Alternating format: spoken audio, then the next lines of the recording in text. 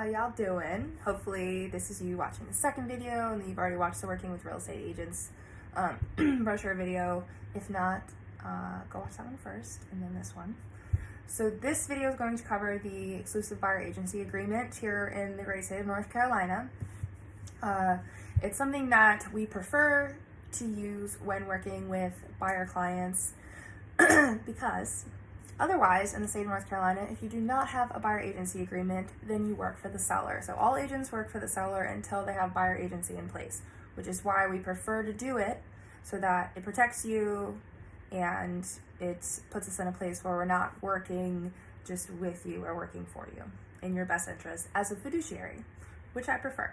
So on the first line, very first page, there's only 6 pages, so I'll try to be brief, and if you have any questions, just call me or text me. This agreement is between you or you guys and the firm, and then of course I'm the representative of the firm. So let's say that I got sick and had to step off. Anyone else in the firm can represent you, or they can go run some money for me, something like that, if I couldn't get to something in time, but at the end of the day, it's me taking care of your needs. The commencement of this agreement is the day that we both sign it. That's when it starts. Both parties sign. Number one, type of property. We're looking for residential, but there's also a possibility for commercial or other. Could be like a church or something like that. General location, typically we put the counties in and do kind of a tri-county area where we've already discussed that you're looking. Effective the agreement from when you intend to buy a piece of property, and then it concludes once we're all done. Term of the agreement, we typically do 6 months with buyers, just because, God forbid, we lose the house or the seller decides not to sell, so we have to go find another one. It just gives us a little bit of leeway. And usually doesn't take that long, though. Then there's another option for people who want to buy more than one piece of property. So for investors, if you're working with an investor client, then you can do a different time frame. Compensation of the firm, which is usually everyone's question. So myself and the firm, we do the commission when we close on the home. So closing day, that's when we get paid. We don't get paid at any other point in time before that unless we hold a retainer, which we do not. That's really more for investors who want an agent constantly searching for something for them, so then they hold a retainer. But in this case, no. And on line B, it says that the firm's fee for buyers is 3% or whatever the MLS says. So the traditional way is we find a house listed in the MLS, the multiple listing service. We put an offer on that house, we go in a contract, we close on that house, and that's when the commission is due. It comes from the seller. So the listing agent and the seller agree on commission for buyer side and listing side.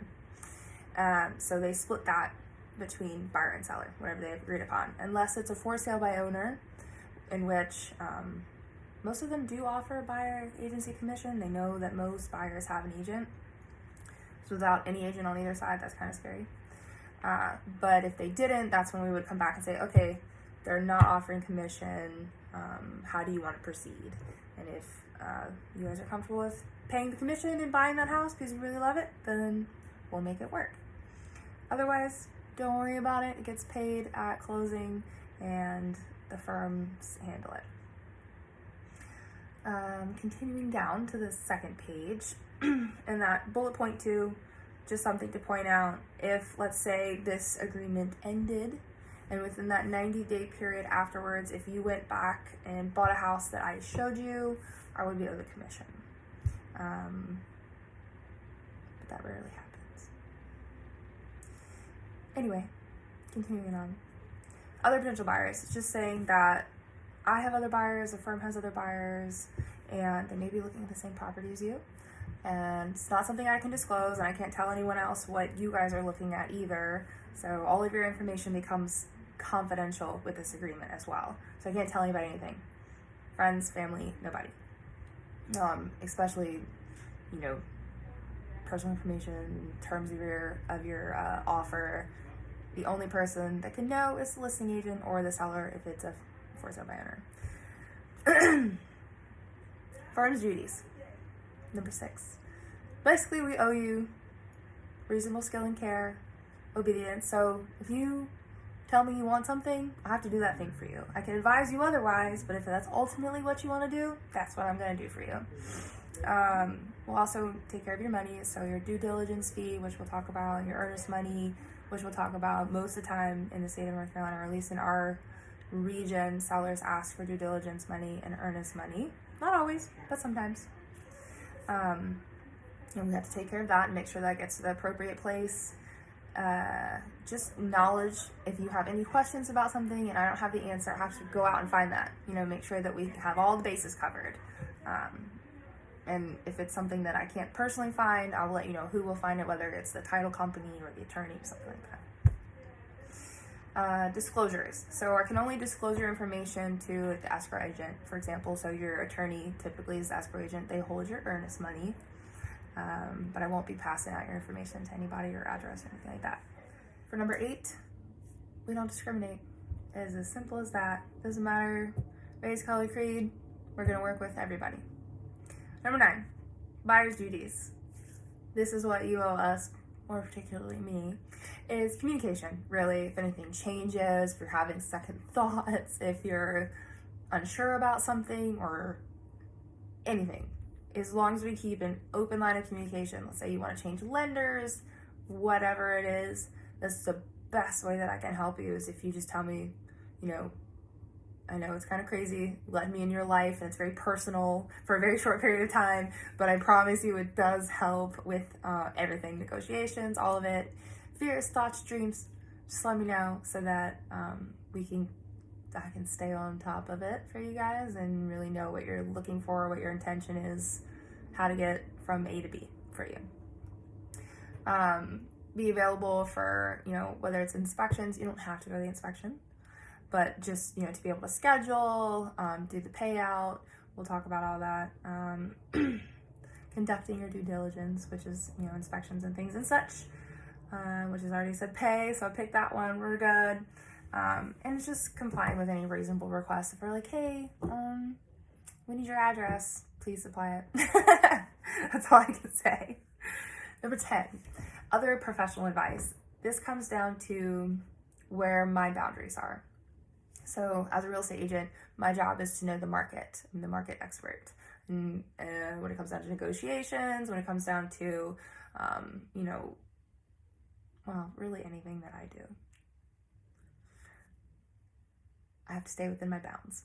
I can't say, oh, well, the home inspector's wrong, or, oh, the lender doesn't know what they're talking about. If something is not right, I will consult another one in that field. So another lender or another home inspector for their expertise, but I can't override someone else on their area. I'm gonna walk into their job and do their job for them. Let's just put it that way. Number 11, home warranty. We don't take any money for the home warranty. We as in the firm, or me as in the agent. If we have any interest in a company, which we do in Key Title, which is a title company, we have disclosures for that, and you'll see those later. You'll sign those. Confidentiality of offers. Your offer is confidential, but also so is everyone else's. So if we have a multiple offer scenario and you're like, well, what is everyone else offering? I'm not allowed to know. And if they tell me, that is a violation. So we'll all be in the dark equally, and may the best man win, right? Additional provisions. We don't have any, and I've never had any, so I'm not really sure what we would even add. But if you think of something, let me know. Dual agency. We touched base on this, hopefully, in person, but also in the Working with Real Estate Agents brochure. It changes our relationship a little bit if we enter into dual agency, and that can either be with the firm's listing. So let's say you fell in love with another Coldwell Banker Seacoast Advantage home, or one of my own listings. In that case, I become more of a mediator. The firm is more of a mediator than an advocate for you. But the way we get around that is up front, before we even go into that dual agency home, before we even look at it, go into that showing, we discuss terms of the offer and everything. So before we even get in that scenario, we'll just make sure that you have an idea of what your due diligence will look like, what your earnest money will look like, how many days for inspection, things like that. so that you're comfortable.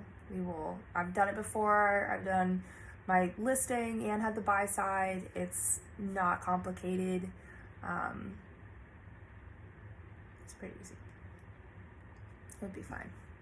But if you guys aren't comfortable with it, let me know. And we'll make sure that we have someone else represent the other party, which we can do designated dual agency, meaning I go to my broker in charge and say, hey, we need someone to represent the seller. And that's how we'll do it. And then they'll choose someone to represent the other party. Continuing down, you make a choice. So where it says authorization, you either select lines 1 and 3 for designated dual agency, line 1 for just dual agency, which means you're comfortable with me representing you and the seller, or you can say you desire exclusive representation, which is only line 2. In the event that you want exclusive representation, that means we won't look at any Coldwell Banker, Seacoast Advantage Homes. We'll look at other firms like Keller Williams, Century 21, things like that.